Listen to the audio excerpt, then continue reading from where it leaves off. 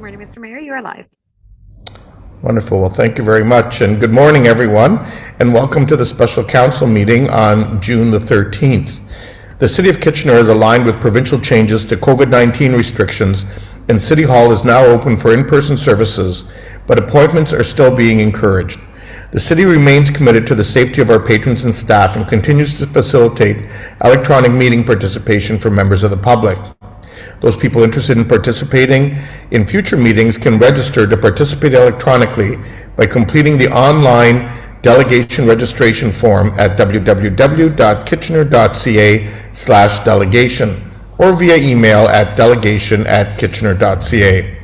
For those who are interested in accessing the meeting live stream video, it's available at www.kitchener.ca/watchnow.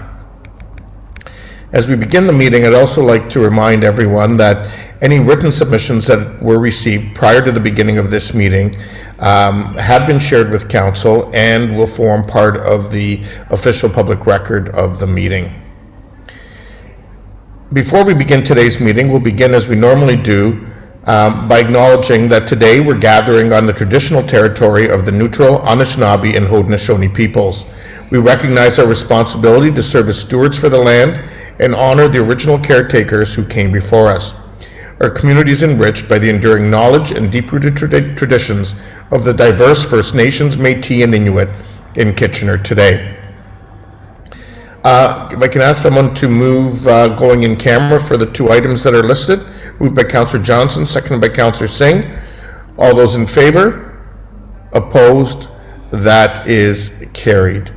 And with that, I will move a motion to recess, and because we'll come back after the in-camera portion into this meeting. So moved by Councillor Davies, seconded by Councillor Galloway-Sealock. Thank you. Those in favor? Opposed? That too is carried. Through Mr. Mayor, sorry for the delay. It is up and running. Wonderful. Thank you very much, and welcome back to those who are watching the live stream. We're back in our special council meeting on Monday, June the 13th. We have one item, along with the reading of the bylaws, remaining for this portion of the meeting. This special council meeting has been called to deal with the regional official plan review draft land needs assessment and respective report. Mr. Donegany, I believe you're just making some opening remarks. I will note that there are other staff in attendance, Natalie Goss, our Manager of Policy and Research, Rosa Bustamante, our Director of Planning, Brenda McKinnon from the Region of Waterloo, and Danielle DeFields from the Region of Waterloo. I'll also note to Council the written submission that's been received from Sally Guns with respect to this item, and that will form part of the public record for today's meeting. So, Mr. Donegany, your time to make your opening remarks, and then we'll move into dealing with the outstanding motions from the previous meeting. So we have Councillor Davies, Councillor Chapmans, and then Councillor Marshus. So with that, Mr. Donegany. Thank you, Mr. Mayor, and hello, good morning, members of council. So as the mayor mentioned, council deferred this item for consideration, awaiting additional information from the region. That information is not available today as it wasn't last Wednesday. We do expect additional information on the region's preferred land needs assessment approach to be available on June 15th. Nevertheless, staff feel there's value in council passing a motion today that would clarify to the region what their priorities are so that these can be considered while the region forms a staff recommended approach to growth through the land needs assessment. That kind of resolution would also help provide staff some clear direction on how to advocate for Kitchener's interests as we move through the planning process. We intend to return to council on June 20th, regardless of what happens today, to provide council an opportunity to weigh in on a regional staff recommended preferred growth approach that's expected to be published on or about the 15th. So in this report, staff have tried to synthesize what we heard from you last August, as well as the discussions and draft motions that were put forward on May 30th to set forward a set of draft priorities to council to help inform any resolutions this morning. I won't go through all the priorities, but there's a few items of clarification that I thought might help council on the last one regarding potential growth in Southwest Kitchener. So although it's not been unanimous, we've heard from some on council that there's a desire that if there are to be any community area expansions anywhere in the region, it should be directed toward the cities first. A few staff thoughts on that that may be helpful. We think that infrastructure implications of growth in Southwest Kitchener should be well understood before the region commits to growth there. Long-term financial potential impact on the city needs to be well considered. Also, it's worth noting that in 2019, according to the region, the city of Kitchener had the largest supply of vacant DGA land within the region of Waterloo. At that time, they counted 1,134 gross hectares of vacant designated greenfield area. That's about half the total vacant DGA throughout the region. And we've been discussing a bit over the last few weeks about what it means to be in SCIPA, what it means to be in the countryside line, etc. So I'll just summarize the order of operations again, hopefully in a way that's helpful to council. So in general terms, lands within the urban boundary are slated for urban development to accommodate growth to the planning horizon. A ROP review may add additional lands for growth for urban expansion, but only when those lands are within the countryside line. Through the last ROP, no countryside line was identified in the Southwest Kitchener policy area. Instead, it set out 2 groundwater related tests to determine if lands could be within the countryside line. Staff understand that 3 major landowners have received written confirmation that their lands have passed the 2 tests and that their land will be located inside the countryside line through this ROP. Other landowner requests are under review. The inclusion of lands within the countryside line is a prerequisite to be considered for a candidate urban area expansion alongside all other lands within the countryside line. But it does not necessarily mean that they'll be included within the urban boundary. So this concludes my remarks. Thank you, Mr. Mayor, for the opportunity. Thank you very much, Mr. Donegany. We were going to go into motions, but I guess I see a couple hands up, so I'll see if this is pertaining to Mr. Donegany's comments. Councillor Marsh. Thank you. I do have some questions of staff. Is this the time now?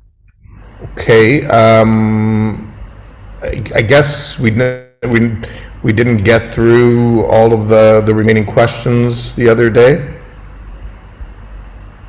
Yeah, I have okay. a few questions. Okay, so go ahead, Councillor Marsh. I thought we were focusing mainly on the motions today, but Okay. go ahead. Okay, I also have, as you know, a motion to put forward that we can put on the screen at whatever time is appropriate. So obviously it's after Councillor Davies that was first. So yeah. So basically, Mr. Donegany or any member of planning staff, I want to know when the work was done on the report that was included in the vacant home tax report, refers to supply being one of our issues that we kind of got blindsided by. Was the staff report referring to land supply or housing supply?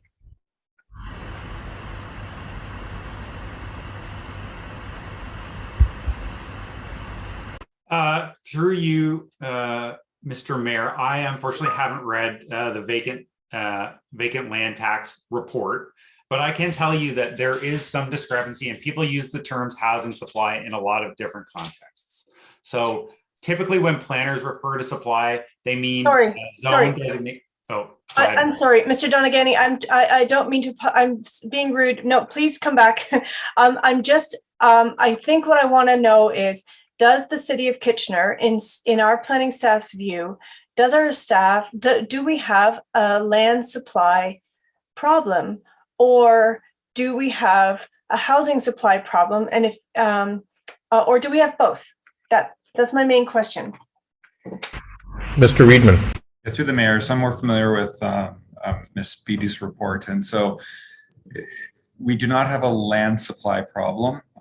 We did have a unit supply problem over the last term, and I did raise this with regional council at one of the technical meetings. And so my understanding is that in the last sort of 5 years, there were a lot of non-permanent residents in our region through an uptake in college and university international students, and as well as people working with visas in our region. And so we had an undercount in population in the last 5 years, and they've made those changes to the predictions moving forward. And with the ROP, it's really that 30-year horizon that they're looking out for. And my understanding is we have a good supply of land within Kitchener to accommodate additional units to be built.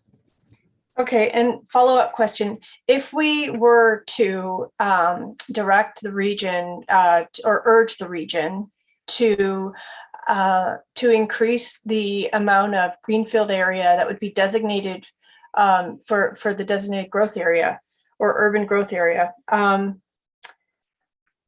would that impact the potential for us to increase affordability in our community in the next in the foreseeable future?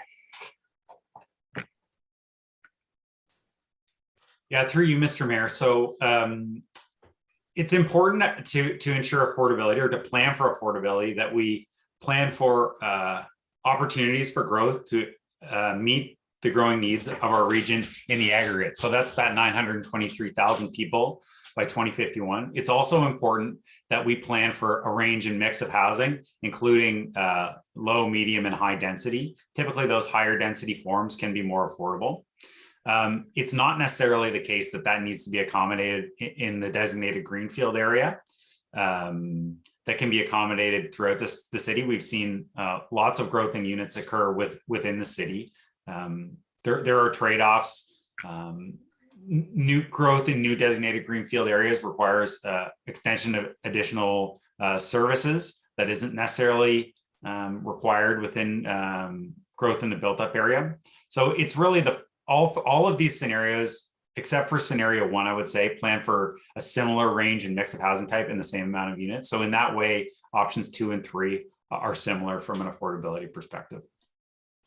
Through the mayor, if I could just add quickly, affordability is a really complicated component, because we know that even the increases in mortgage rates have softened the market slightly, and in Kitchener, more so than some other areas. And so there are a bunch of levers and tools, including supply and other tools at other levels of government that do overall impact affordability. Thanks. And one last question, if I may, Mr. Mayor, just quickly, Go ahead. Can staff please clarify the purpose of, from the region's perspective? The region has a document that they have put out that's called the Draft Range and Mix of Housing Policies. Is it included in their options 2 and 3 as being proposed to have those types of housing uses throughout all of the urban areas, or can you explain any further where they are proposing that would be? Yeah, through the chair. So Councillor Marsh, we expect to see a draft regional official plan amendment along with the preferred land needs assessment approach on the 15th. But earlier drafts of the housing policies had broad permissions across the city, across neighborhoods, and some other recommendations for areas in what we call local nodes and corridors, other for major transit station areas. So there's a variety of different places where those different policies apply. But generally there's some policies for the entire region, new DGA, existing greenfield communities, intensification and growth areas will all see policies in the ROP that encourage a greater range, mix, and diversity of housing types. That's helpful. Thank you. Okay, next in the queue, sorry. Just 1 second. Is Councillor Gazzola. Can we go back to that map that was up?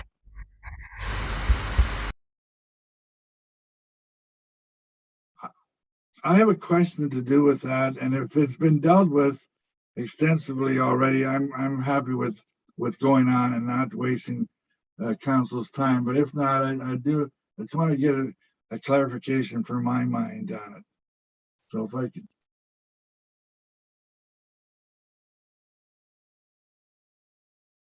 Okay, it deals with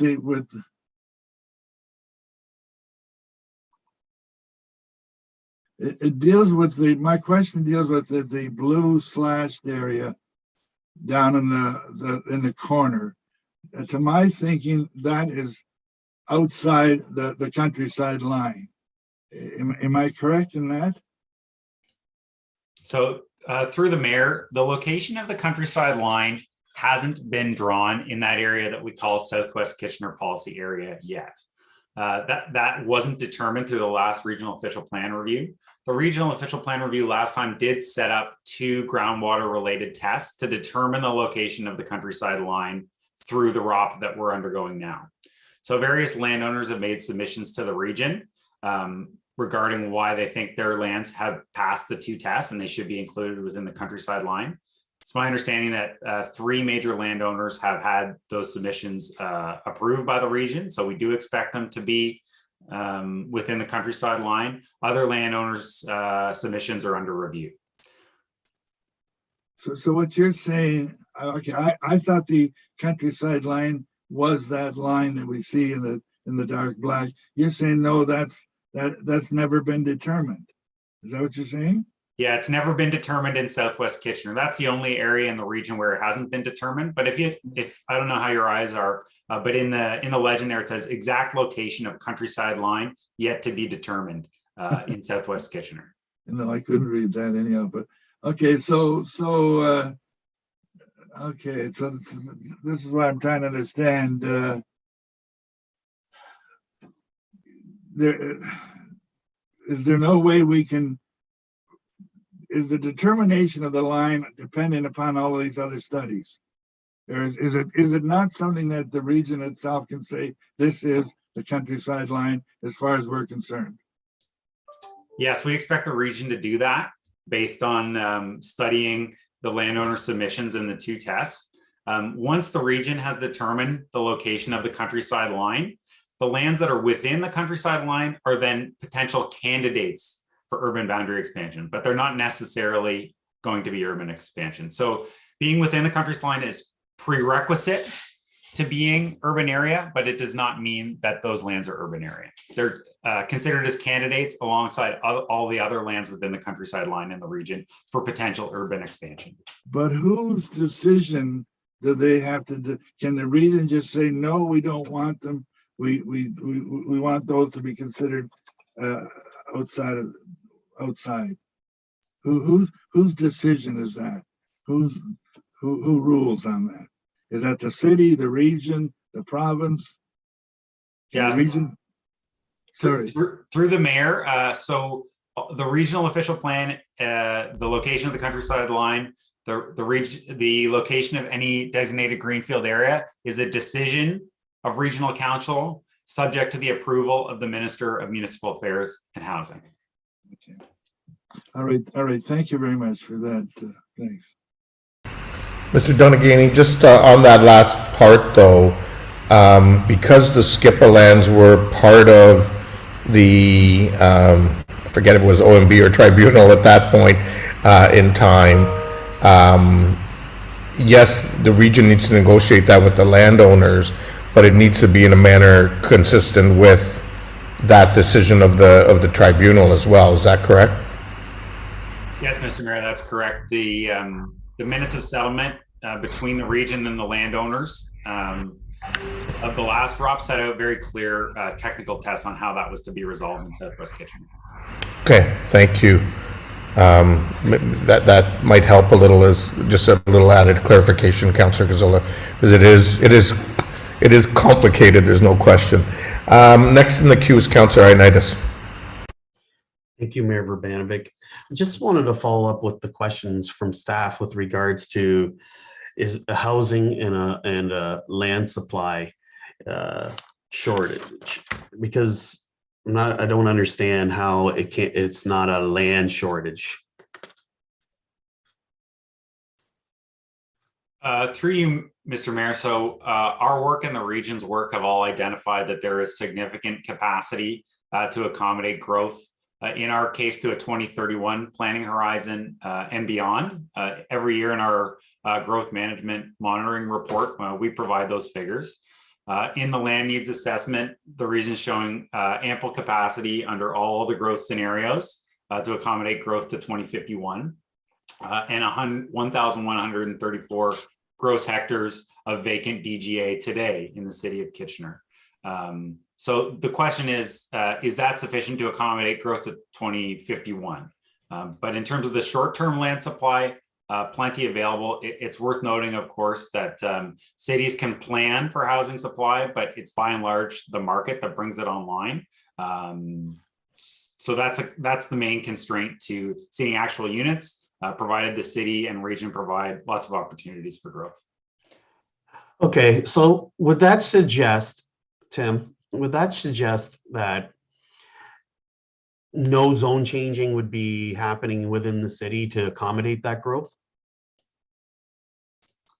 Through the mayor, no, we expect zone changes to continue. So as we develop official plans and comprehensive zoning bylaw amendments, we look at the broad strokes of the city where we intend to accommodate growth in broad strokes, but don't look in specific detail at every single property, every single circumstance. There's just too many, 70,000 properties or so. So when landowners come forward and say, we have a proposal that we think meets the intent of how and where the city wants to grow, these are the reasons why it's appropriate in this location. As you know, the city has an obligation to consider that legally, and it can also be good planning. So we'll continue. We expect to continue to see those in the future.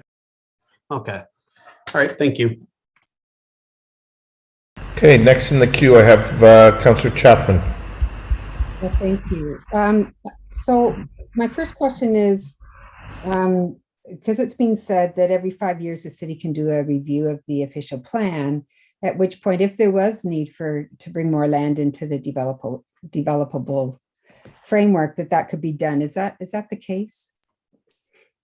Yeah, through the mayor, the region has to do a municipal comprehensive review, either in accordance with the new growth plan or every 5 to 10 years. So they can consider how we're tracking against our targets, potentially consider an extended planning horizon beyond 2051, and determine if additional lands are needed. That's correct.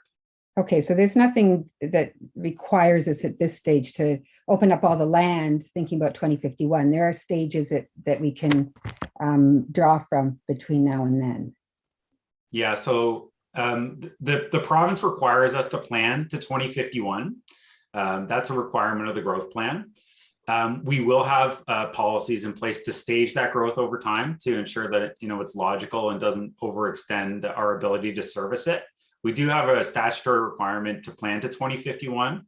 But as we look at further, the next planning exercise, say to 2056, additional lands could be brought in at that time. Okay. My other question has to do with the risk of oversupply. What if we were just to open up everything like today?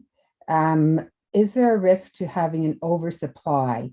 And I'm thinking of this in terms, well, I guess in a planning, from a planning perspective, but also from an environmental and a affordable housing perspective. Through the mayor, yes, it's important that we stage growth appropriately, mostly because we need to plan the city services and infrastructure to accommodate that growth. So if we're going to allow growth, well out into the countryside, the city needs to be, and the region need to be prepared to advance all the city services that are involved in providing that. So that has financial implications to the city and eventually to the homeowner. I guess that's the short answer. Could it be argued that by sticking within the parameters of the current DGA area, that what that would force developers to do is think of looking at diverse forms of housing, increase density or intensification, by keeping those boundaries confined? Yeah, that's exactly what's considered in the scenario. So the ones that don't have any urban boundary expansions see higher rates of density in the greenfield area and higher rates of intensification generally. Okay, one last question. Based on the option number 4, there was an argument that by introducing the proposals that they had, that it would allow for greater development also in the townships and not just in the city. It would spread out intensification. Do you see this as a problem for the city of Kitchener, or what is your view of that? So I must admit, I didn't look too carefully at the implications of option 4 on the townships myself. I would say that option 4's the key implication for option 4 as compared to the 3 that we considered earlier in options 1, 2, and 3 in the region were a higher rate of intensification for Kitchener. We haven't done the intensification study to see what the capacity is, but it's generally in line with the trend. So it would be an increase in the rate of intensification beyond what we've planned for to date, though in line with some of the future stepwise intensification targets that Kitchener has set in its official plan. I don't have any particular comment on the implications of growth happening in the townships. I'm sorry I wasn't very helpful there. No, not a problem. Thank you for your responses. Okay, thank you, Councillor Chapman. Next up is Councillor Davey. Thank you. Just a couple questions, if I could. First question, Tim, when a greenfield area becomes available, how long typically does it take before we see that developed with the planning policy, et cetera, that they have to go through? So, Councillor Davey, Kitchener sets out what's called our Kitchener Growth Management Plan, and that comes to council generally every 2 years for council to set priorities about when we think these subdivisions should be processed. So it's been a strategic direction of Kitchener's growth management strategy over several years to not approve and get development happening as soon as possible whenever it comes in. It's been to coordinate it with infrastructure, with the ability to provide schools, community centers, commercial developments, and overall complete communities. But generally, we process those applications as they come in, but with a mind to ensuring that the growth or that the approvals are there to meet demand and growth, but to stage them in a thoughtful way to provide for complete communities and address the city's need to provide infrastructure and services. So I don't have a short answer to that question. It certainly takes some time. And we would do that whether the region included, say, the SCIPA lands or not, correct? Yeah, if the SCIPA lands are included through this ROP, we'll need to do some secondary planning for those lands, which takes time. Again, it would be part of the 2051 land supply, and we did establish appropriate timing and staging policies to make sure that those lands come online before they're needed. Okay. Or sorry, I should say when they're needed. When they're needed, yeah. I'm just trying to understand, has there been any information released then? Because a couple of the delegates informed us that some of the buildable lands that the region used in their model included places like Kiwanis Park and Conestoga College, et cetera. Has there been any response, or do you have any comment on that at this point? No, I don't, Councillor Davey. So it is possible that we are overestimating, or the region is overestimating, the availability of buildable land. Through the mayor, so I had a meeting with Mr. Regier this morning, and I did ask that question. And so the provincial policy requirements have certain exclusions of parts of the land area that can be excluded from your calculations, and certain inclusions. And so they've done their calculations within the provincial policy statement. And so things like stormwater ponds, for example, are part of the land that cannot be excluded from the provincial calculations. And so they're in compliance with the provincial policy in terms of the land area that they've identified that's needed, and are using that for their land needs assessment for Kitchener. Okay, but Justin, that presumably then that means that they are including lands that for all practical reasons are not buildable. limited, so limited to certain infrastructure that's part of a subdivision development. But have gone through the numbers with the development industry over the last week, and have come to a conclusion on the information with the industry. Thank you. Second last question, if I could. If this council sends the direction to the region that we do not wish to expand the urban boundary at all, and that's Kitchener's direction, could this mean that we will see the region could go in the direction of building that additional homes in Woolwich?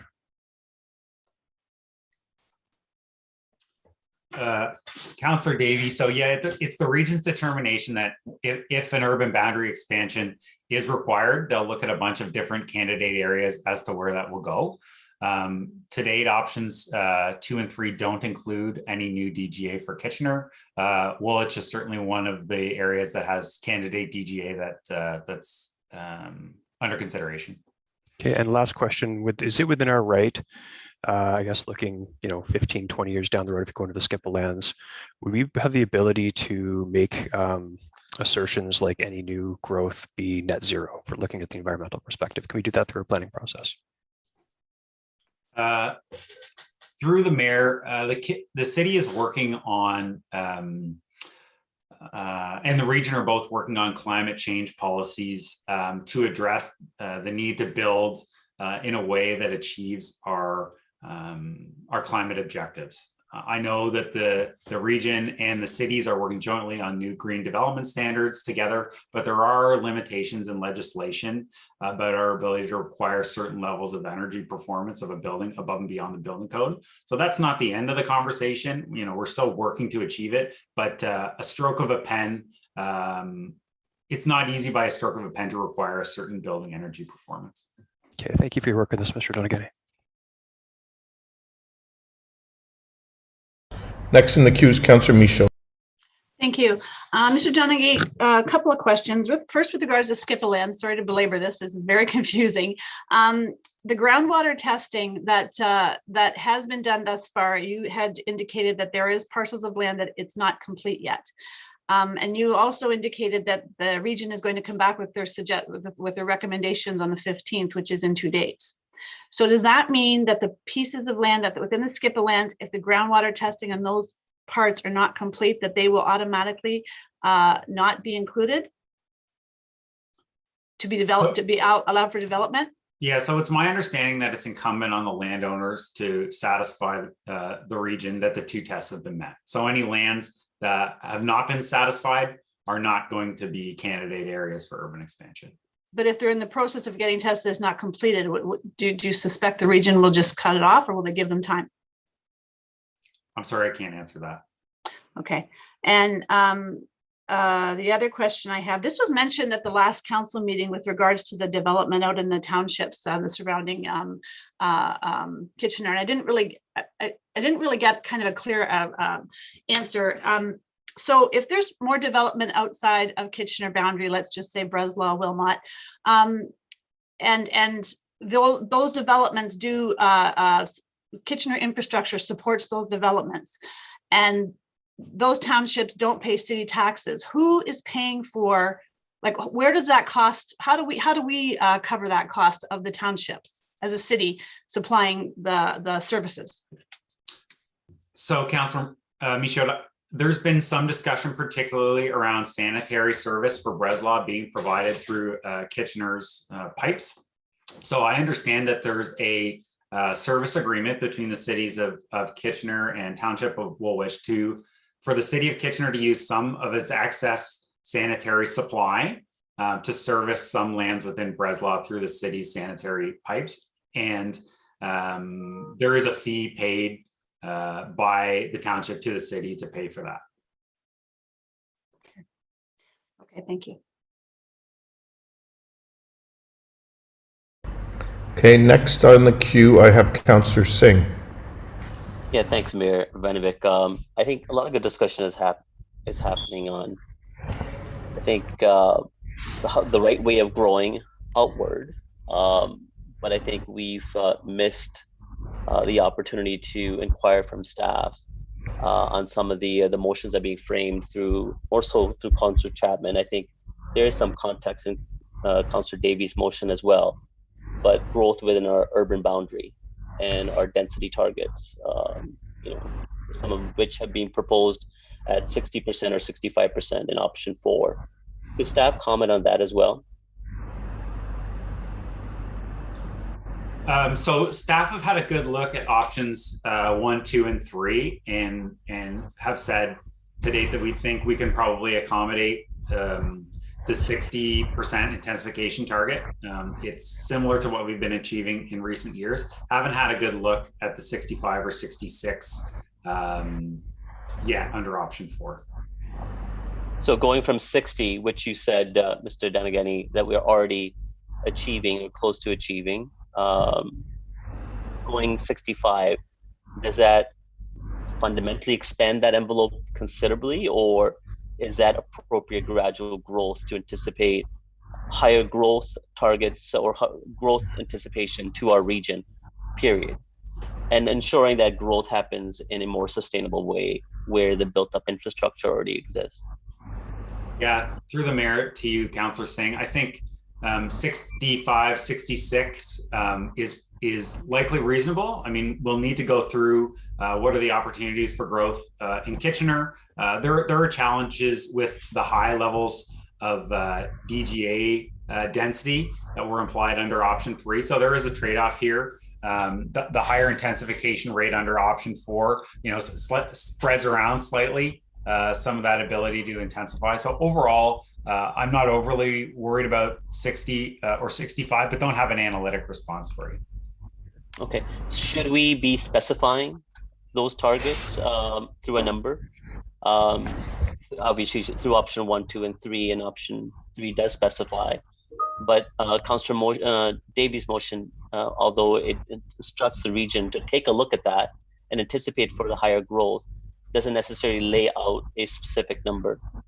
Would it be more advisable to be more explicit with our direction, or having a broader or general kind of suggestion that they anticipate and they do consider it? Is that sufficient? Mm-hmm. Good question, Councillor Singh. Yeah, there are pros and cons to both. I'd have a tough time recommending a particular number without doing all the work ourselves in the back end. It is worth noting that our official plan target the council adopted is already 60% for 2031. So incrementally, you know, numbers wise, it seems reasonable. But again, it's a region-led process. It's their analysis. It's their numbers that have been going through this. So I'd have trouble recommending a particular number to you. No, I appreciate that. But I was just trying to say, see sense from staff. Is it appropriate for us to give a more clear guidance? And you're saying going from 60 to 65 is appropriate incremental growth. That does help me to guide how I may perhaps encourage amendment to Councillor Davies' motion, or at least supporting aspects of Councillor Chapman's motion as well. Thank you. Okay, thank you, Councillor Singh. Next in the queue is Councillor Ioannidis for your second go around. Thanks, Mayor Urbanovic. And Tim, and I have a couple questions with regard to, I think it was Councillor Davey had mentioned about the lands that were accounted for, and that may be that are not developable or whatever, such as the stormwater ponds and Kiwanis Park, etc. And that data was from 2019, correct?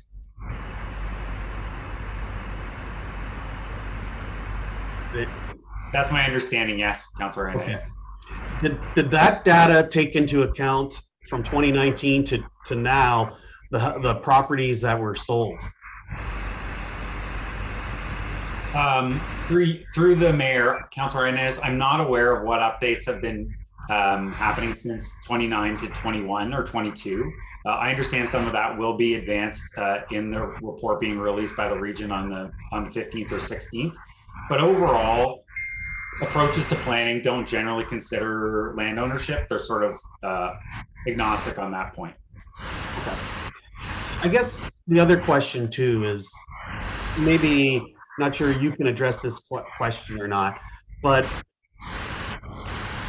the, the greenhouse gases in particular with our commitment to lowering our supply, does that affect us like regionally, or does it affect us locally for our particular numbers if we open up, let's say, more development in the southwest end?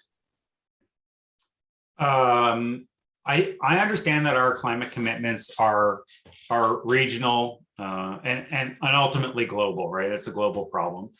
So I would suggest that regional scale thinking regarding our addressing our climate commitments is appropriate. Okay, so it makes more sense that greenhouse gases emitted in Woolwich, it would be the same as greenhouse gases emitted in Kitchener. Certainly the planet doesn't notice a difference. Okay. I understand that the region is bringing forward a report on the 15th to consider financial implications of the various growth scenarios, as well as the climate implications. So I think there's more information to come there. And I see Mr. Reedman's he's turned on his video as well.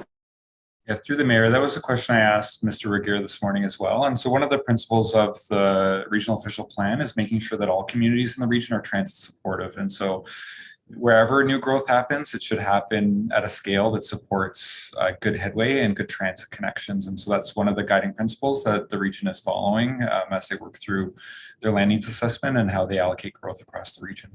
That's a perfect question. Thank you. And perfect answer, sorry. Okay, that looks like those are all the questions that we have. Thank you, Mr. Donegany, and all the staff on the work done to get us to this point. We'll now start dealing with the motions.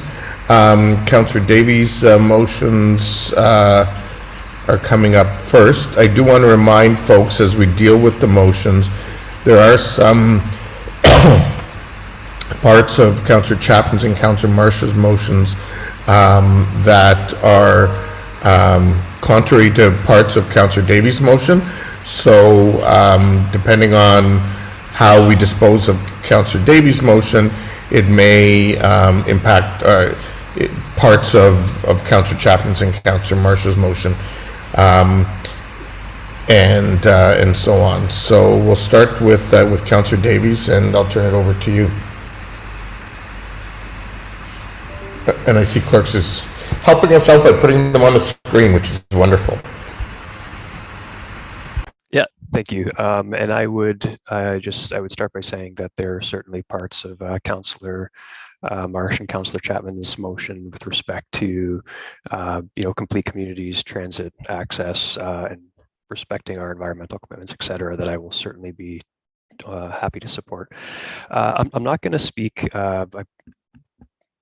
extensively about this. I just wanted to say, because we didn't get to actually speak to it before, that I really do see this as sending our direction to the region without being overly explicit, because they still have a lot of research and numbers to figure out before they can make any clear commitments. But having said that, I do really see this as incorporating the option 4 that was presented to us by the residents with respect to the existing area. I do think, and I did hear from with respect to Councillor Singh looking at intensification, that is a very key part of it. I think overall what this motion is saying is I think we need to address the overall housing supply shortage in every aspect. So I definitely want to be clear that I'm not looking to go out as the primary way of addressing it, but to go up as the primary way of addressing it. But at the same time, when we look at the expansion, these decisions are it'll be 15, 20 years likely before we see any action from any additional space that we allocate. So I think it's really important that we sort of get that in the queue now, because we do have that backlog of a housing supply issue. We want to make sure it's still not here decades into the future. I just wanted to speak briefly with respect to how Mr. Hal Jager sent a motion, some questions about the supply issue. I just want to be really clear on that. There is a group that I will still say is a contrarian group about us needing less supply. And the argument there pretty much can be summed up as, instead of counting the number of people per home, some want to use the household size in Canada per home. And the flaw in that argument is quite simply people that are that want to move out, people that are, perhaps married, living in their parents' basements, that are desperate to move out of a home and can't find anything because of the lack of supply and the high cost, those would be counted as having a higher household. So it's a circular argument to say that the reason that we need less supply is because we have more people per household. Is really quite flawed, and I'm assuming it would quite anger those people that are desperate for new housing and can't get to it. So with that, the only other thing I would say, actually looking at the motion here, this is not the exact same motion on the screen that was provided last time. I'm not sure if the clerk has the previous one. There was some clauses, and I think the final clause here, number 3, was incorrect as well. So if you can take a look at that, I'd appreciate it. Yeah, I that was my understanding as well. It's not the motion that was in our minutes.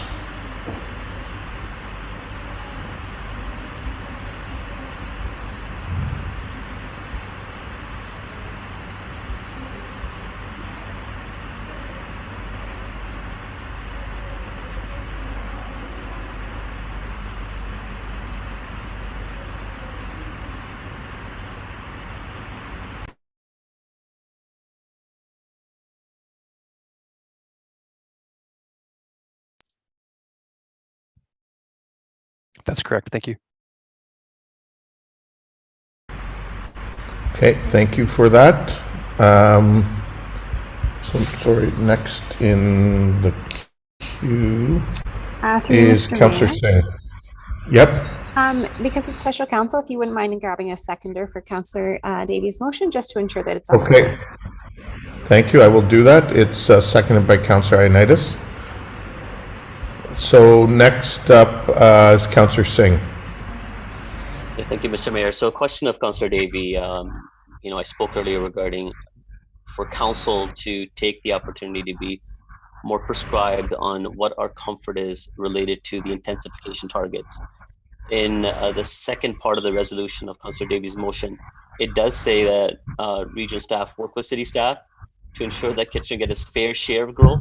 But again, it is a broader I guess, opinion or direction.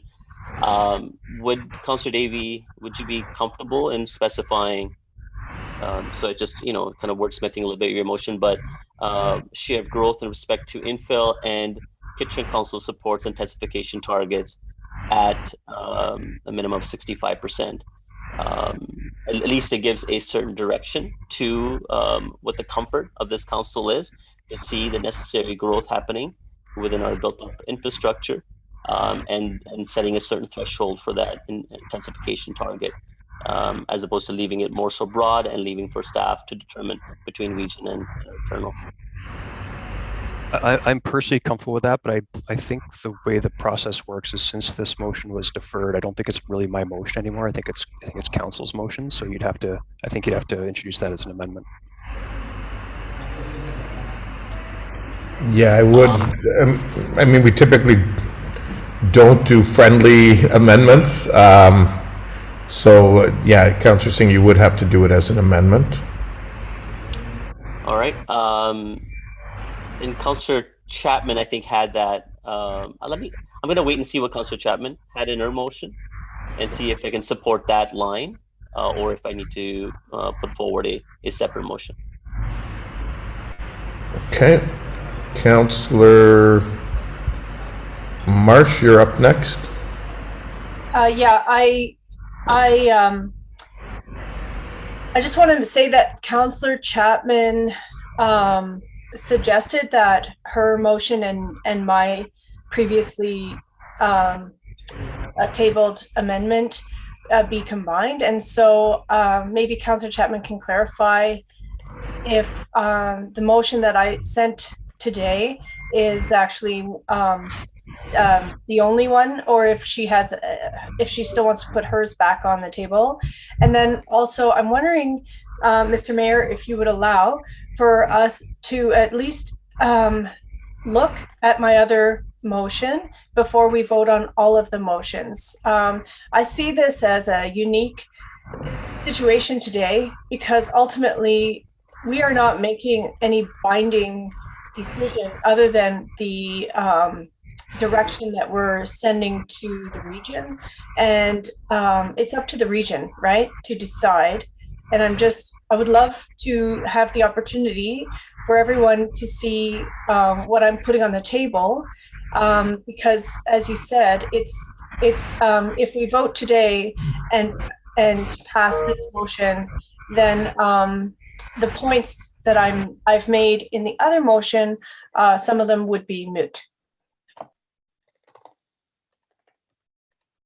So Councillor Marsh, I think that's a good point. Now, I do note that you've circulated those to council and the clerk ahead of time, but because obviously the meeting is being held virtually, I will ask the clerk once we go through this round to share Councillor Chapman's and your motions as well. I won't dispose of them, but I think it is appropriate that we share them so that everyone has the opportunity to be aware of them, and I mean, council obviously is already, but so that those watching remotely are aware of your motions prior to us dealing with this. So we will be doing that, and perhaps clerks can prepare for that. Thank you. Okay, so next up is Councillor Chapman.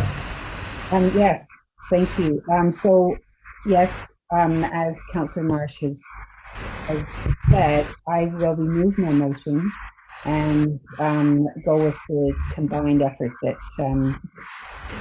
Councillor Marsh presents to us. Mayor Urbanovic, sorry to interrupt.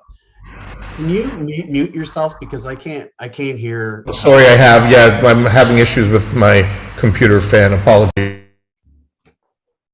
Did you want me to repeat that then? Please do. Yeah, no, I'm just saying that I removed my motion, and I'm fully in support of the Councillor Marsh's revised motion. Okay, so we'll come to that momentarily.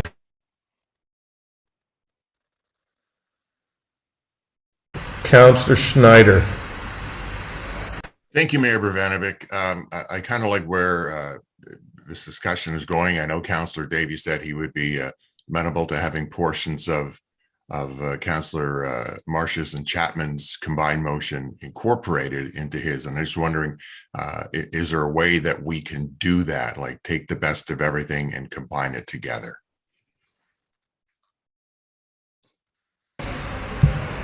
Well, I mean, it would be difficult to do that. We're in effect going to try to do that.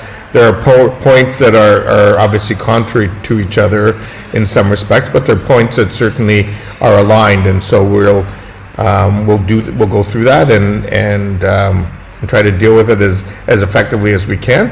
I think it's important to remember, as has been pointed out, this is really our opportunity to provide input into the report that's going to be released on the 16th or thereabouts.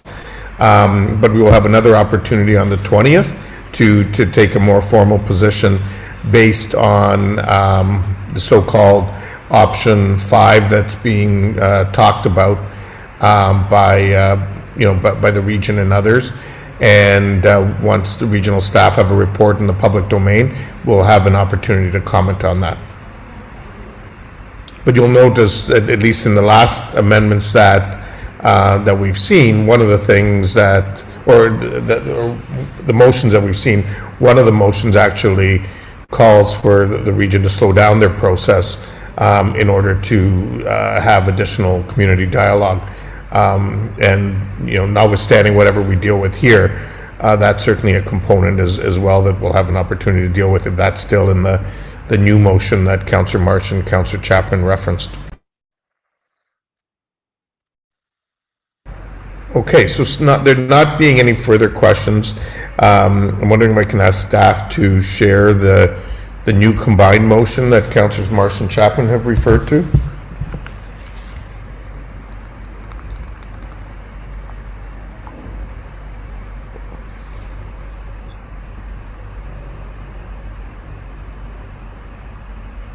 Okay, Councillor Marsh, I guess if I can ask you to read it out. Yeah, sure. So I think that even though we have as a council quite a lot of points of agreement, I think the key point that that this whereas statement addresses is a point of difference that from my perspective and from Councillor Chapman's perspective and hopefully from others' perspective, we actually don't have a developable land shortage as we have been told by our staff. We have developable land, already designated developable, and it's all available to 2051. It will address our needs as we have been told by our experts. So whereas we have a serious shortage of affordable housing in Kitchener, but not a developable land shortage, and whereas adding more developable land to the community growth area will not address our housing shortage and would be very challenging to reverse. Therefore, be it resolved that Kitchener urges the region to, and then we've got these 6 points. So the first is just regarding the region's draft range and mix of housing policies that they have put forward. This point is just to encourage them to keep moving forward on that. Second point is to continue researching additional ways of making sure our housing policies can address our affordable housing supply. The third point is just to work with our city staff to ensure higher intensification targets and to hold off on any greenfield expansion until further official plan reviews to ensure an evidence-based rationale.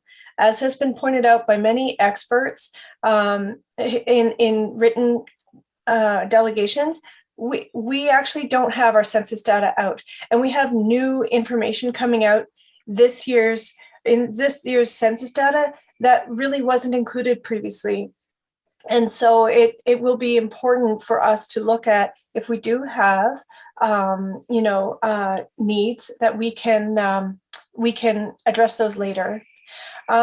Number 4, provide for no community area expansions and no farmland loss in the city of Kitchener, due to the considerable amount of development lands already in process and the potential for intensification policies to meet foreseeable future needs. So that particular point is definitely contrary to Councillor Davies' motions to talk about expansion of Greenfield. Number 5, provide for complete, sustainable, and walkable communities supported by LRT and other forms of public transportation. This is because we have declared a climate emergency. And number 6 is to confine any required future greenfield expansion to within the established countryside line. So most of those points I think are not contrary. It's from my perspective, it's just number 4 and the whereas statement. Thank you. Okay, so I think the whereas statements are different, and I may ask the clerk to actually give me some advice on those, because whereas typically aren't actionable statements, but simply provide context. But when they're opposite, it creates, or where they're differing in perspective, it does create a bit of a challenge. I think secondly, I'll reflect on it a little more, but it would seem to me that 3, 4, and 6 actually are potentially potentially contrary to parts of Councillor Davies' motion, but I need to reflect on that a little more. Madam Clerk, is there a way you can actually put both of them on the screen?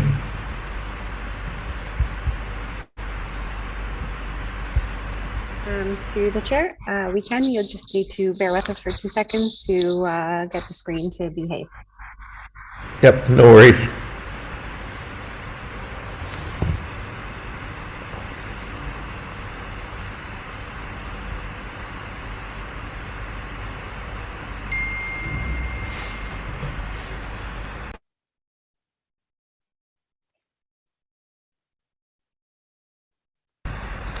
And Councillor Marsh, just one question I have. The other piece that was in your original motion around asking the region to request for an extension from the province, I believe that's been removed now? I am really keen to see inclusionary zoning come forward, and I don't know that we'll ever get it perfect. And so I guess for me, I was balancing those two priorities, and so I did withdraw that, but I'm happy if somebody else wants to put that forward. Yeah. Okay, no, that's fine. I just wanted to clarify that.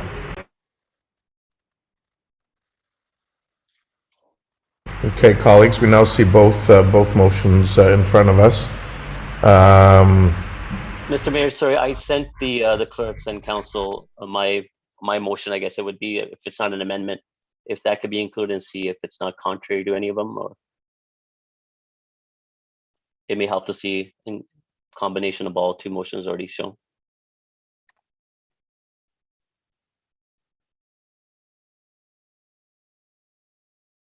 Madam Clerk, can you help us with that?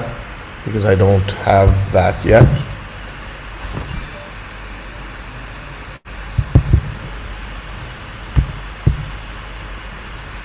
Through you, Mr. Mayor, we're just trying to get it on the bottom of the screen from Councillor Marsh's motion. So just give us 1 second and we will reload.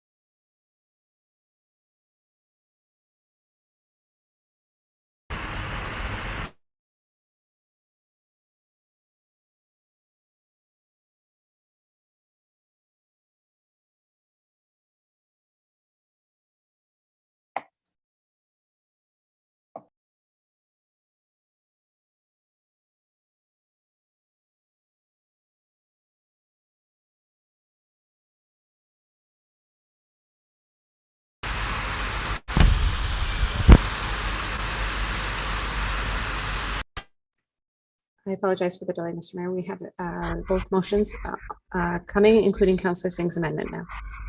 No worries. I know it's requires a little bit of Word Perfect screen magic. No, oh my God, Microsoft Word screen magic. That took me back a few years. They have to load DOS first.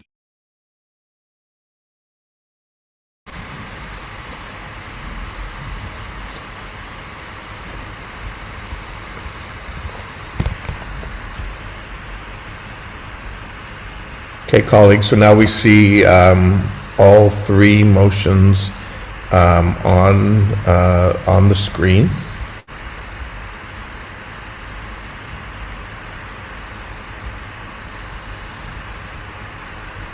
And as I indicated, I think 3, 4, and 6 are contrary to the intent of Scott's motion. Sorry, Councillor Davies' motion. And if we look at Councillor Singh's motion, I'm not sure, and maybe staff can comment, but the way it's worded, I'm not sure that the numbers that are being utilized are any different than where we are today already. so I'm not sure where that's at, but that's up to council to consider as we go through this. Councillor Gazzola, you have your hand up. Sorry, Councillor Ioannidis was, sorry, I didn't have the list up. Councillor Ioannidis was first and then Councillor Gazzola. My apologies. Thank you, Mayor Urbanovic.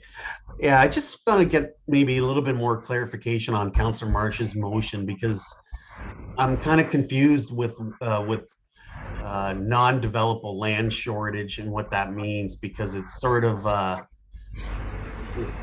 to me it doesn't make any sense because of what we heard from what staff had mentioned, because to me it would go contrary to the affordable housing issue, because if that's included in there, all the zoning would need to be changed. So how does that help with affordable housing?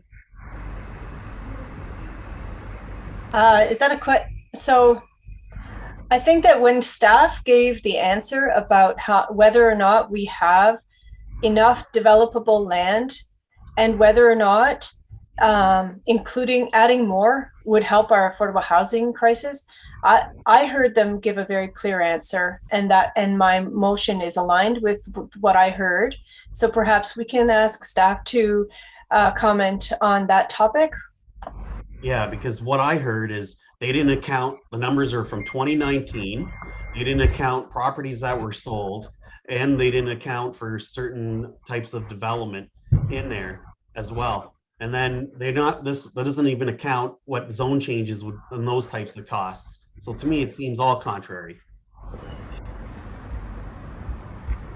Okay, I'm wondering if staff can comment specifically on the issue, and you know, the reality is there may be some differences in opinion on the issue of quantity of developable land.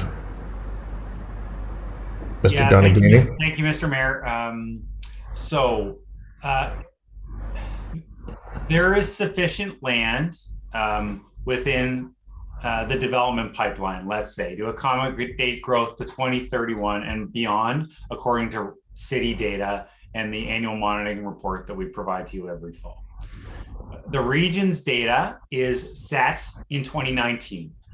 This, as council is aware, this process has been stretching on for a while. So that's the data point that they started with. I understand that some revisions are currently underway to address changes in the pipeline to bring that up to a 21 or 22 baseline. I'm not intimately involved in the back end of all of those supply calculations or the spreadsheets or the data or the mapping. I know as much as council does about some of the concerns that some of the landowners have raised, and I understand they're working through them. Okay, thank you. My other question too is with regard to number 5, which I support wholly, but to me, number 5 goes contrary to your number 6 point, Councillor Marsh, because if you're saying no future greenfield expansion in the established countryside line, how does that exclude Woolwich then? Because to me, that would be development in Woolwich is fine. Well, let's ask staff if those two are contrary.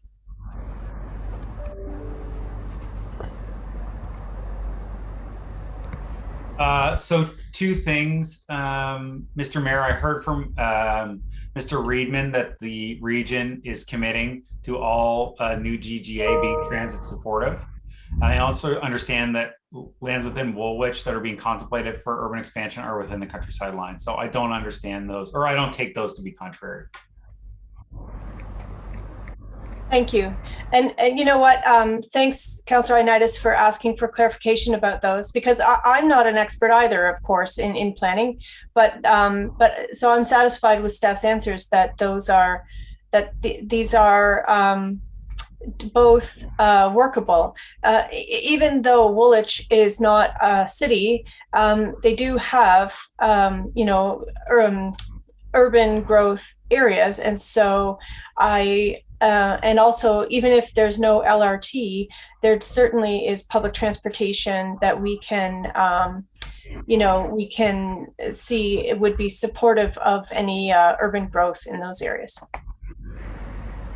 Okay, Councillor Gazzola and then Councillor Singh, and then I'm going to go to any final comments, and I'll actually, before I do the comments, I will ask the clerk for just clarification on the whereas statements. I mean, my initial thinking is I would treat Councillor Davies as one chunk, and we would go to Councillor Marsh's, depending on how we dispose of Councillor Davies, and then I would deal with the three motions in Councillor Davies, and then with an amendment if somebody moves that amendment from Councillor Singh, and then I would deal with, depending on what happens with Councillor Davies, I would deal with the whereas statement 1, 2, and 5 in Councillor Marsh's, or if Councillor Davies doesn't pass, then I would obviously deal with all of Councillor Marsh's. So, Councillor Gazzola. Yes, thank you. We're really spinning our wheels, and there are only 24 hours in a day, and if we don't get moving, we're going to be on this until the 24th hour. We're being asked for some opinions from our council. The opinions we give aren't going to be accepted totally and put into place. There's a lot more coming down the road to deal with this issue. At this point, I would like to see you just call a recorded vote on each one of those issues, and whichever issues get a majority of this council's support, they be forwarded on to the region as thoughts from this council. Otherwise, we're going to just keep spinning and explaining and spinning. Let's deal with each issue, vote on it, and move on. Thank you.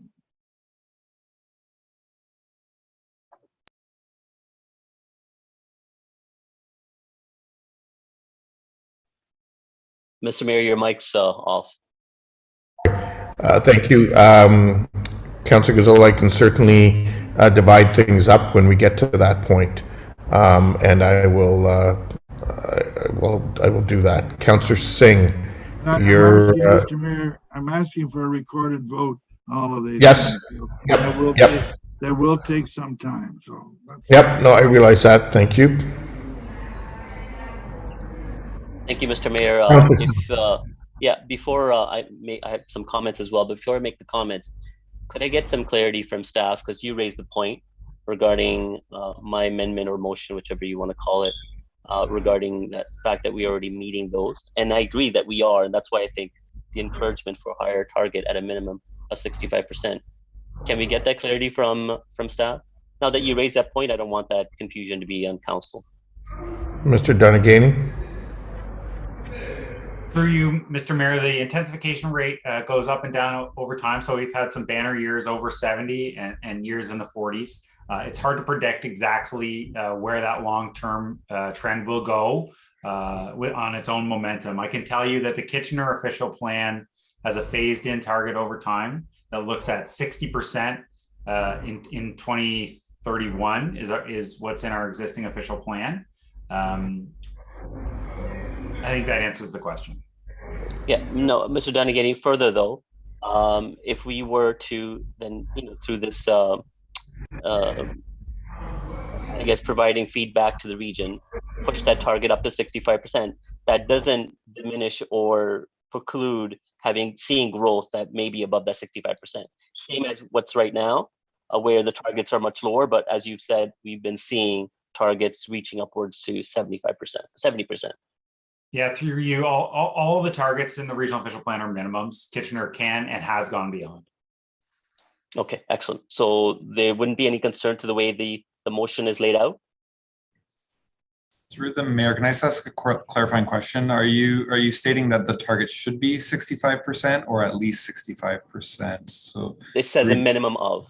And so the wording is a bit difficult because in the Planning Act, usually it's a minimum intensification target of 65%. And so with the way the wording is right now, I think it might be helpful to say something like, and that the target be set at least at a minimum of 65%, because then that would remove the ambiguity of the Planning Act, if that was the intent you were trying to get at.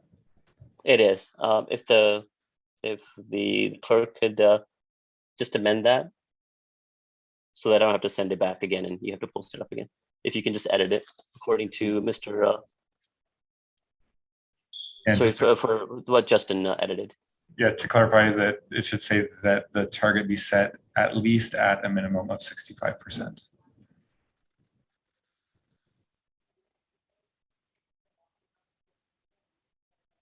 Okay. All right, Mr. Mayor, if I could just make some comments for myself. So Councillor Singh, Councillor Singh, just for clarity then, you are moving that as an amendment to Councillor Davies? I am, yes.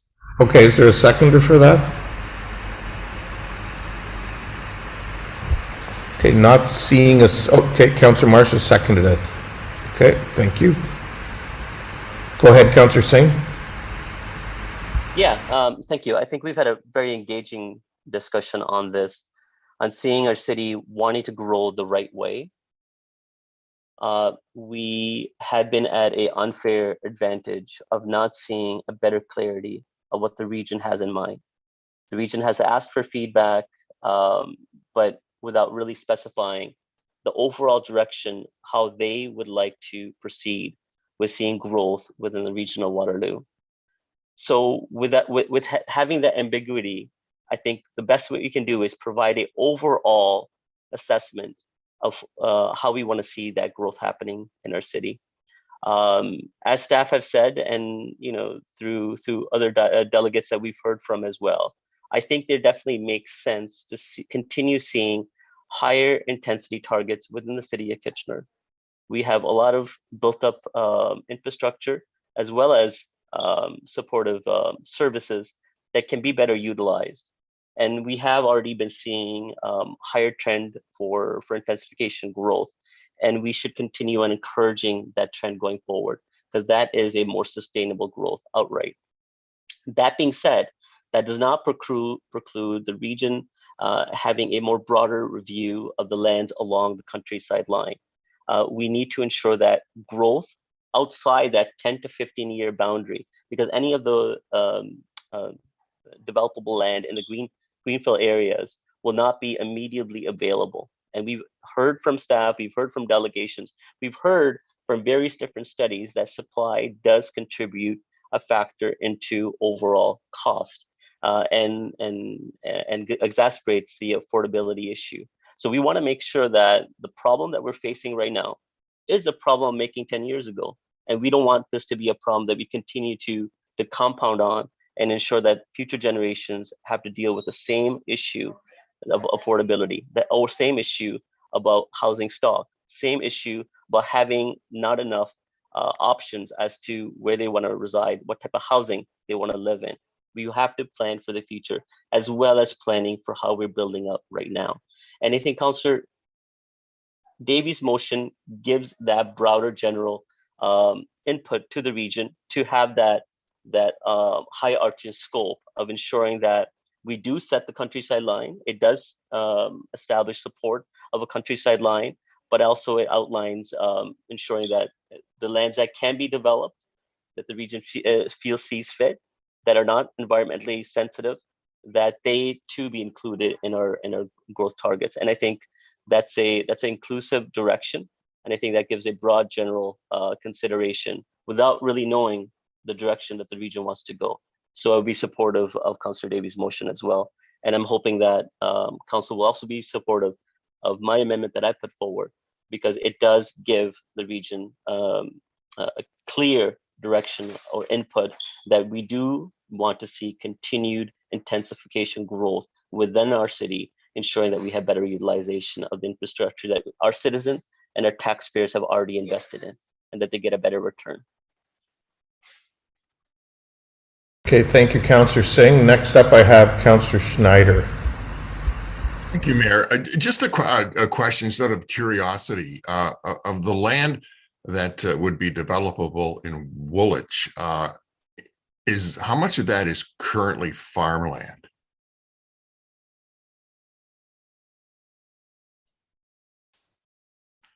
I'm sorry, I can't answer that, Councillor Schneider. Okay, thank you.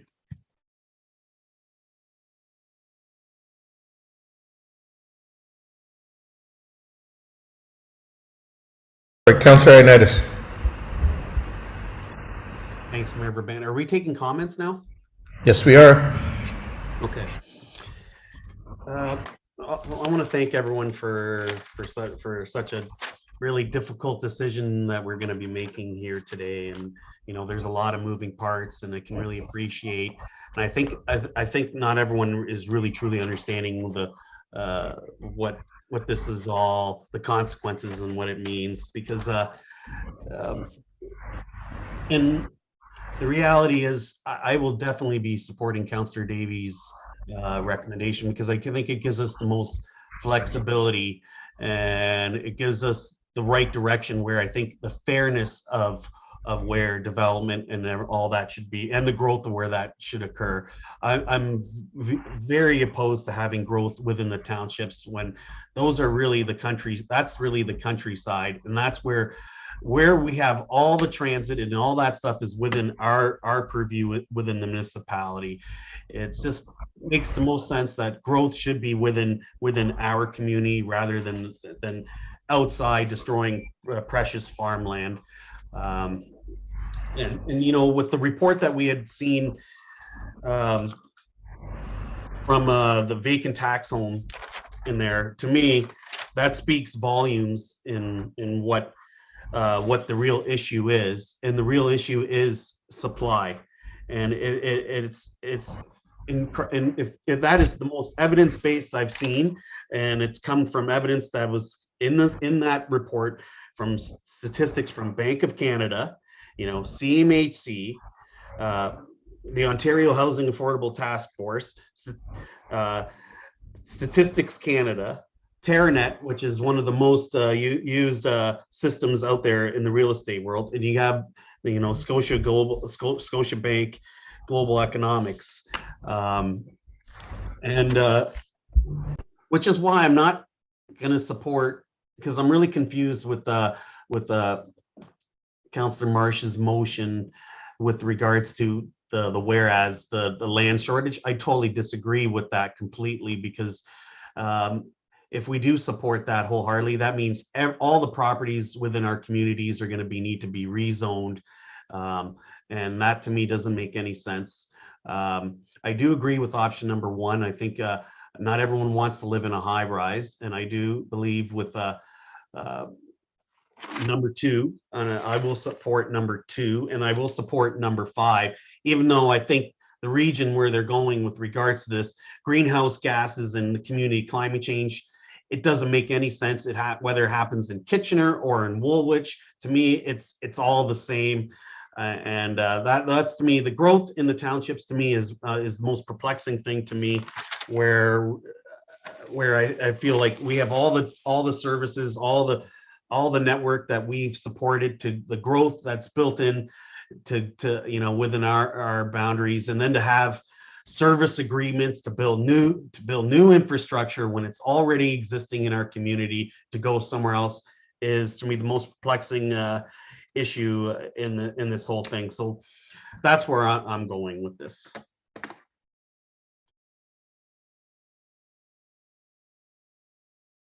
Thank you, Councillor Ioannidis. Councillor Chapman. Yeah, thank you.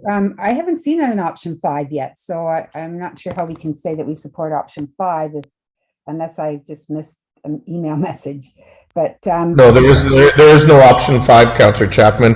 As you know, it's been notionally talked about by several people, and we're waiting to see what the region's report that will be getting released on the 16th, I think is the last date we heard. Will reference it or not, or what exactly it references. No, I just thought I heard Councillor Ioannidis refer to option 5, that he fully supported it. Okay, I must have missed it. I think he meant clause 5 in your Councillor Marsh in your motion. Okay, thank you. I think we need to think primarily about climate change and affordability. And if we think of those two things, I think that the motion that Councillor Marsh is bringing forward addresses those things while still encouraging intensification.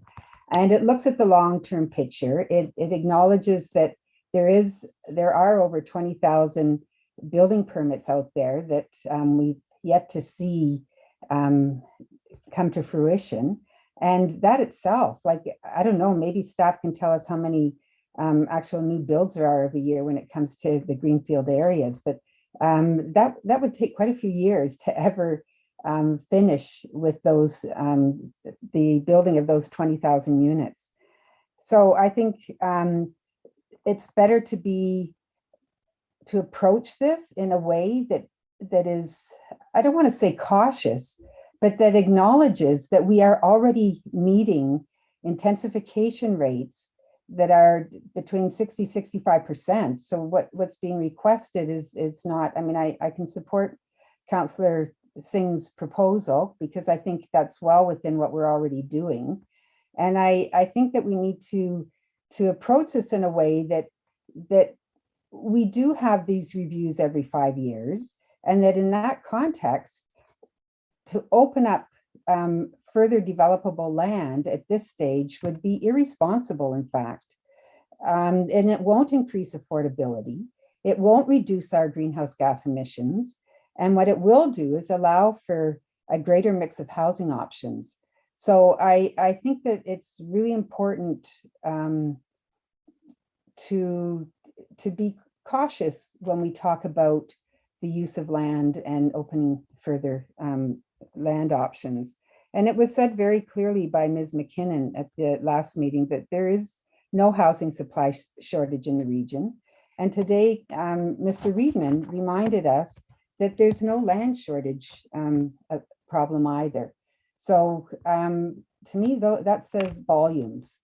I can also not support, I mean, I don't want to get into a discussion of the whereases because I think the most important thing are the action items, but I cannot support the last whereas on Councillor Davies' motion where he talks about the academic majority, because that's simply false.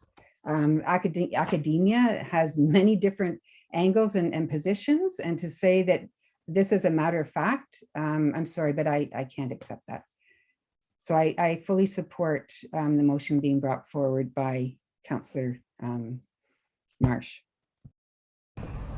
Okay, thank you. Councillor Michaud is next.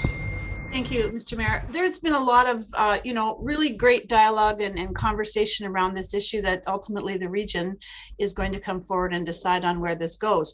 I just want I guess not really a point of clarification, but Councillor Chapman mentioned the 20,000 units that are still available in this city. It's my understanding that those units are already sold. So I'm not sure that they're still available. Like, I think that I don't know if I've been misinformed, or maybe I could get some clarification from staff on that. Through the mayor, I believe the 20,000 that Councillor Chapman is referencing is what we'll call the development pipeline. So development applications that are currently in process. We don't capture whether or not those units are pre-sold or not. Typically, condominium developments in Kitchener are pre-sold before they start construction. Whether or not it's before or after they get their planning approvals varies from project to project. Yeah, I would say the way that places fill up, and before they're even built, that they probably are. Anyways, regardless, I will support Councillor Davies' motion today, and I also like a lot of pieces in Councillor Marsh and Chapman. So I'm just curious, Mr. Mayor, how we're going to break this out. How do we vote on this? Yeah. So as I indicated, I will be dealing with the whereas statements. Well, on the whereas statements, and actually maybe this is the point where I will ask the clerk for clarification. does it make sense to deal with Councillor Davies' whereas motions first? And then if they pass, then I wouldn't deal with Councillor Marsh's because they're contrary, and then I will go through each of the statements after that, as Councillor Gazzola has asked for them to be divided up, each of the operative clauses, unless, of course, they're contrary. Through you, Mr. Mayor, regarding whereas clauses, they are typically only used for intentions of notice of motions in absence of a staff report. I do respect council's interest in having them included as part for the context in which the motion has been passed, but really the only clauses that do need to be voted on are the operable ones. So if there is a whereas clause that a member of council is really opposed to, I would consider just removing that one specifically. We can note that council has provided the following context, use the whereas clauses, and then offers the following comments for the region's consideration. Okay, but I mean, what we're hearing is that council does want, or at least some members of council, and we won't know until there's a vote, want to include them. So grouping them as one makes sense. Yeah, you could group Councillor Davies' clauses all together and have them voted on as a whole. Right, and it wouldn't then be an operative phrase, but simply only part of the commentary you include in the minutes. Yes, exactly. So generally speaking, I can, as I said, include them as part of the motion that will go to the region, and just note that council has offered the following context in regards to this to the discussion, which has resulted in the following comments being forwarded to the region for consideration. So I can include them in the motion just to make sure that that information gets forwarded to the region, but generally they aren't required in the case where a staff report is present. Okay, thank you. So Councillor Michaud, you had the floor. Does that answer your question? Yeah, it does. Thank you. Okay, Councillor Gazzola. Yeah, I just wanted to say something before the recent discussion took place, and I think our clerk has already stated it. You know, forever in the past, I've always looked at whereas as fill for resolutions coming forward. Everything under, including the kitchen sink, is thrown in whereases. So to me, the important things are the points that are in a recommendation, and I can't see wasting any time on the whereases. Or if we're going to start doing that, we're going to have to do that in the future with everything. So I don't think that's they're there. They're sort of political things. They're issues that people throw in, but the important things are the points. So Yep, the operative phrases are the key. Absolutely. That's all I have to say. Thank you. Okay, thank you, Councillor Gazzola, for that input. Councillor Marsh. If our staff don't typically forward the whereas statements when they're forwarding motions, then I think that maybe it just makes sense to not include them. And because I agree with Councillor Chapman, we can't, I think it makes us look foolish if we say something about the academic majority when really we are not within the academic realm, and this is not appropriate. So that's all I have to say about that. In addition, I would say that we do have precious farmland within the city of Kitchener boundaries. It's not just in Woolwich or anywhere or other townships. And so I think that the goal of trying to make sure that we protect our precious farmland, we are all aligned on that.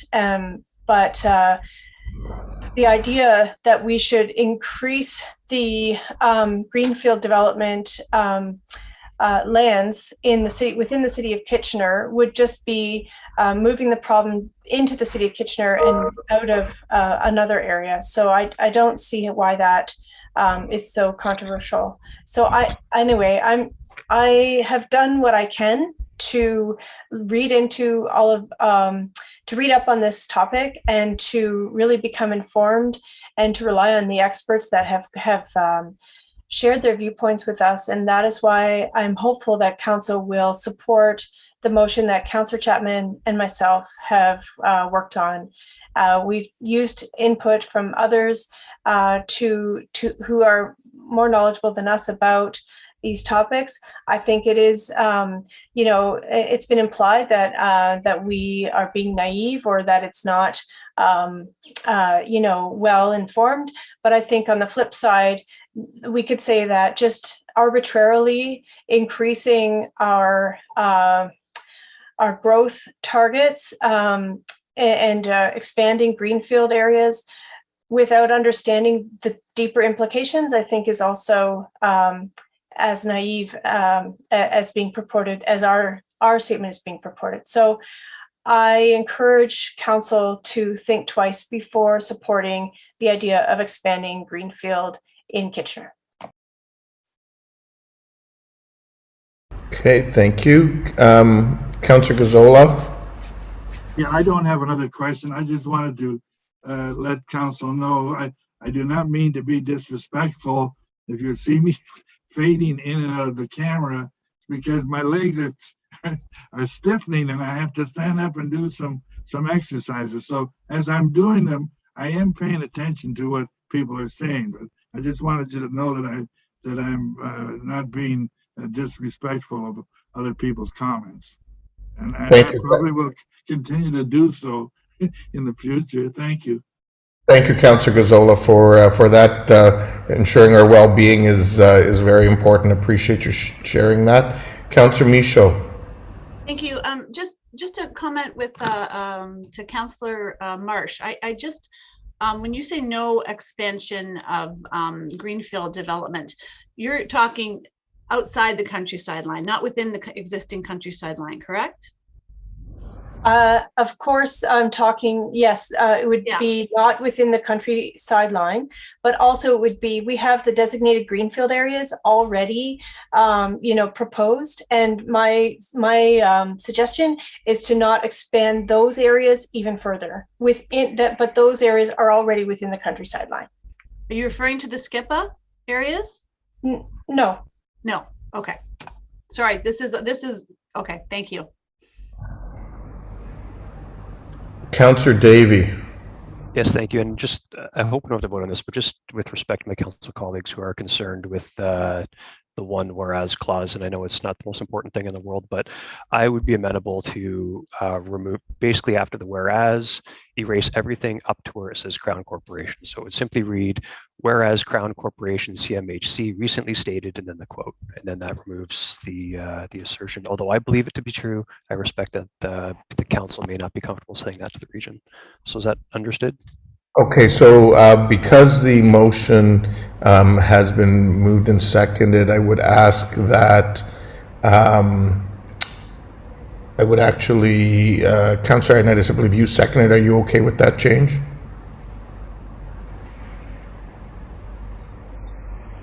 Sorry, I didn't catch that.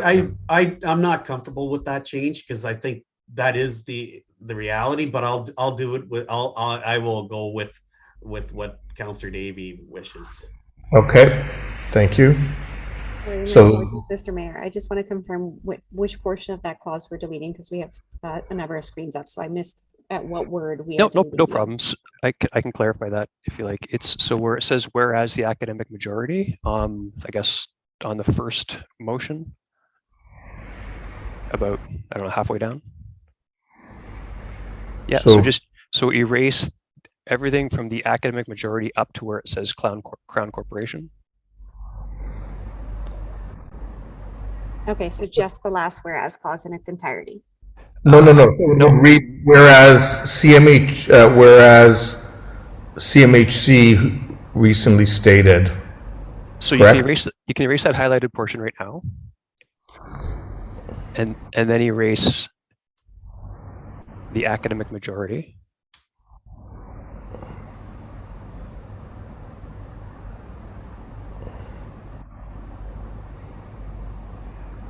Yep, that can be deleted.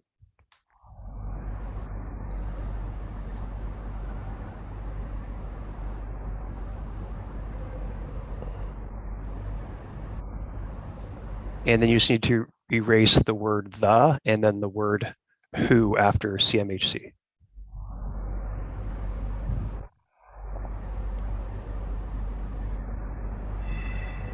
Perfect, thank you. Okay. So, and Councillor Singh, just to be clear, because we've been asked to deal with all these pieces separately, your amendment is specifically to which number, 1, 2, or 3 in Councillor Singh, in Councillor Davies' motion? I guess it would be related to number 2. But while I have the mic, Mr. Mayor, can I just ask quick clarity of staff, where we do understand that our target for 2031 is 60%. What's our actual target right now? Through you, Chair Singh, the Kitchener official plan includes a phased intensification target over time. I can't recall exactly in what year it increases. Could you bear with me just a moment?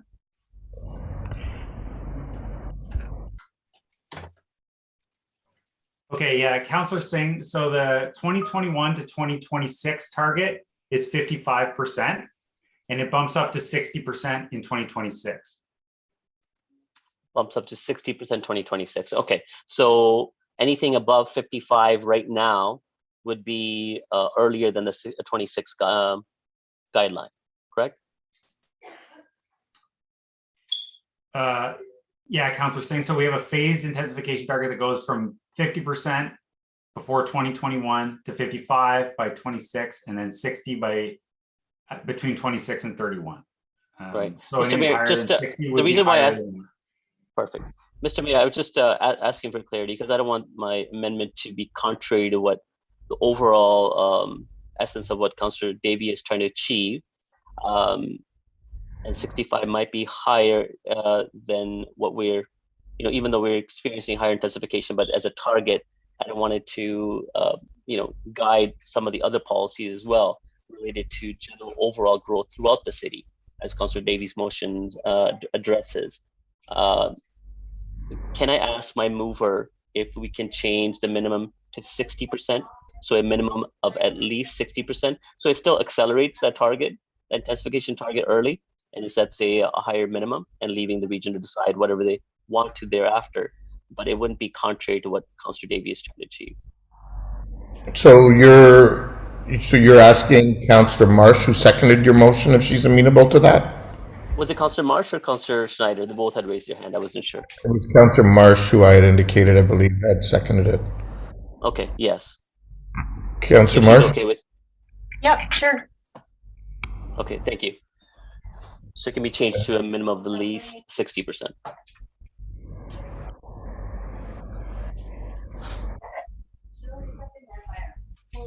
Okay. Somebody's got their mic on because we're getting background noise. Okay, there don't appear to be any others in the queue. I just want to, before we get into the voting, want to take this opportunity to thank council for all of their work on this, all of staff for their work, and most importantly, the community who's taken time to share a variety of viewpoints on this issue with us. There's no question that it is a complex issue, but one that is a priority for many of the residents in our community. I think without question, all of us agree that we want to see us preserve our farmland to ensure that it continues to supply food for future generations in our community. We also recognize that there is and that there are housing challenges right now. And, while there seem to be some differences of opinion, the reality is that the vast majority of people who I've heard from believe that part of the issue, and this is a complex issue that's going to require a variety of policy and economic levers to solve the problem. there is a supply issue. There's both a housing supply issue, and in the fullness of time, when one looks at the amount of time it takes to get land ready, there potentially is a land supply issue as well. And so I do think more work needs to be done on this, and why I'm prepared to support Councillor Davies' motion, as well as parts of Councillor Marsh and Chapman's motion. I will say that for me, one of my biggest frustrations is the fact that all of us, all 7 communities in the region, are having to deal with this at the 11th hour without the fullness of information, and yet we're expected to make decisions on behalf of our communities. That's, in my view, not a good way to be planning. And certainly, I think we need to continue to monitor what's happening elsewhere in the province, because increasingly it seems there are a number of communities that have some concerns around the timelines. The reality is the June 30th timeline to the province is not being met anyway. And so, perhaps one of the things that should be happening is, in fact, a further delay, so that additional work and additional information can be had. I will note that, today we're providing input to the region, but we will also have another opportunity to further discuss this once we presumably have an actual report and recommendation in front of us.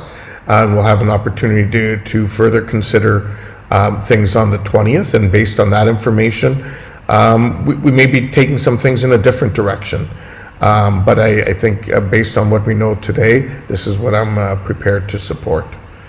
So with that, we'll start the votes. It's been asked that I deal with recorded votes along the way.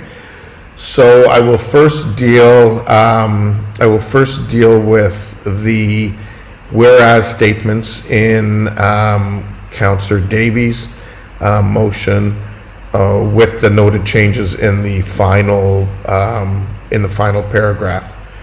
In other words, the elimination of the words in yellow. And I'll start, I guess, with Ward 1, Councillor Davie. I'm in favor. Ward 2, Councillor Schneider. I'm in favor. Ward 3, Councillor Gazzola. I abstain, knowing full well that an abstention is a negative vote. Okay, thank you. Councillor Michaud. In favor. Councillor Galloway-Seelock. I'm in favor. Councillor Singh. In favor. Councillor Councillor Ioannidis. In favor. Councillor Johnson. In favor. Councillor Chapman. Opposed. Councillor Marsh. Opposed. And I'm in favor, so that carries. We'll now go on to clause 1 in Councillor Davies' motion. And I'll start with Councillor Marsh. Opposed. Councillor Chapman. Opposed. Councillor Johnson. In favor. Councillor Councillor Ioannidis. In favor. Councillor Singh. In favor. Councillor Galloway-Seelock. In favor. Councillor Michaud. In favor. Councillor Gazzola. Opposed. Councillor Schneider. I'm in favor. Councillor Davie. In favor. And I'm in favor as well. So I'll now deal with clause 2 amendment from Councillor Singh. So I'll start with Ward 1, Councillor Davie. This is 60%. I'm in favor. Okay. Counselor Schneider, I'm in favor. Counselor Gazzola, In favor. Counselor Michaud, In favor. Counselor Galloway Seelock.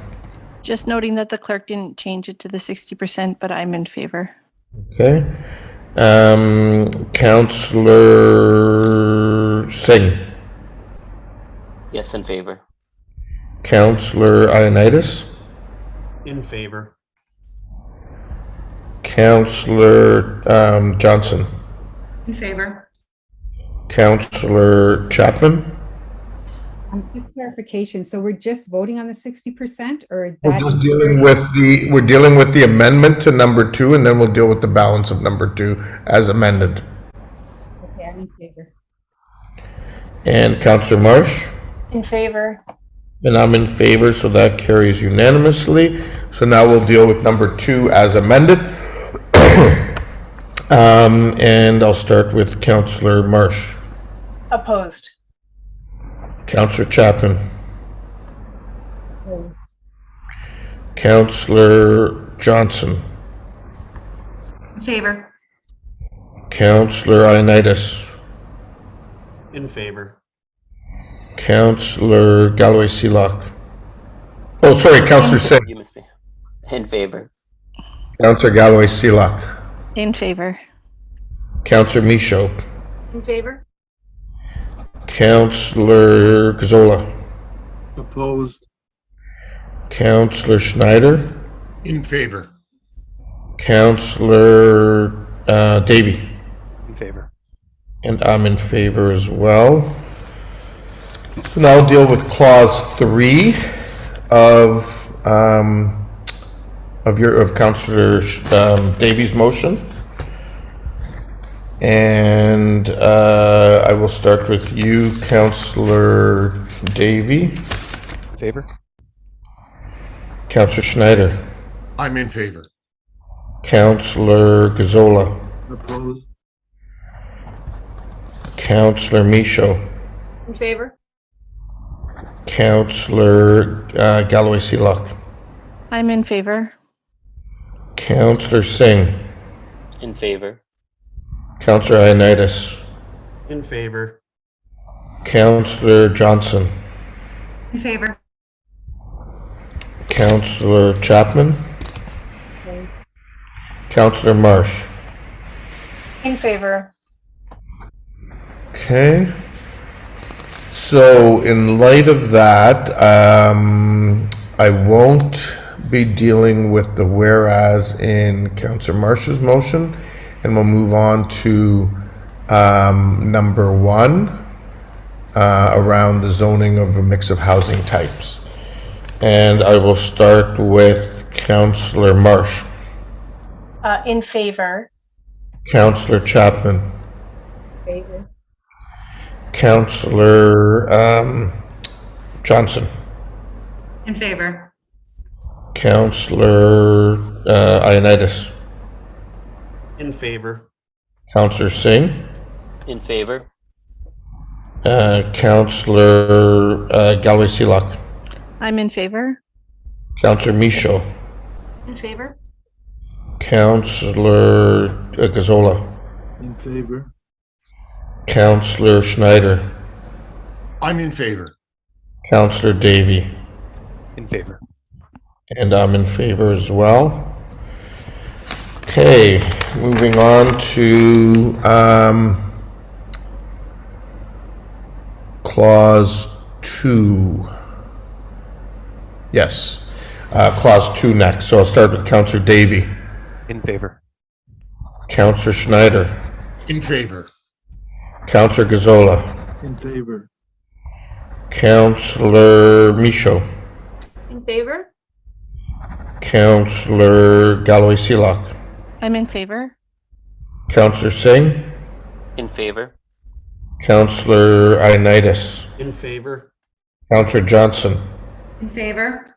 Counselor Chapman. Favor. Counselor Marsh. In favor. And I'm in favor as well. So that's 3, 4, and 6 are contrary, so we'll deal with number 5 yet.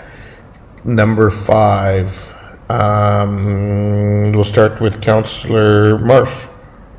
In favor. Councillor Chapman. Favor. Councillor Johnson. In favor. Councillor Ioannidis. In favor. Okay. Councillor Singh. In favor. Councillor Galloway Seelock. I'm in favor. Councillor Michaud. In favor. Councillor Gazzola. In favor. Councillor Schneider. In favor. Councillor Davy. In favor. And I'm in favor. And so I think, folks, that actually gets us through everything. I really want to thank council for their indulgence as we work through all of this and the individual votes and the complexities. And I think the thoughtful perspectives that everyone put into this. As we note, this is really probably one of, well, certainly at least one more time that we're going to be dealing with this on the 20th, and several times when we'll be dealing with this at the region. So with that, I will take a motion for 3 readings of the bylaws. Councillor Ioannidis, second by Councillor Galloway Seelock. All those in favor? Opposed? That's carried. And motion to adjourn. Councillor Michaud, Councillor Schneider, all those in favor? Opposed? That's carried. I know our scheduled start time was 1 o'clock, but the hope was a half-hour break. There's only 15 minutes there. Councillor Marsh, how would you like to handle that? I just would ask the clerk how many delegates would we be keeping waiting? And I mean, is it reasonable to take a half an hour?